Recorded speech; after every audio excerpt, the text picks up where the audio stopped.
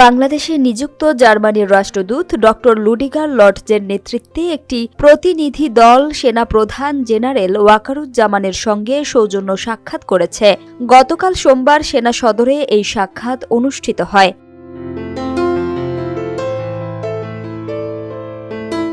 বাংলাদেশ সেনাবাহিনীর verified Facebook পেজে এক পোস্টের মাধ্যমে এ তথ্য জানানো হয়েছে।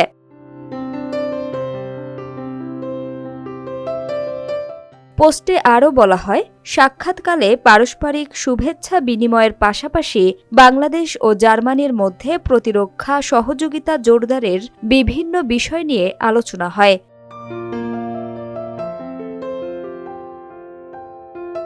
এছাড়া রাষ্ট্রদূত জাতিসংঘ শান্তিরক্ষা মিশনে বাংলাদেশ সেনাবাহিনীর পেশাদারী ও গুরুত্বপূর্ণ ভূমিকার ভূয়সী প্রশংসা করেন।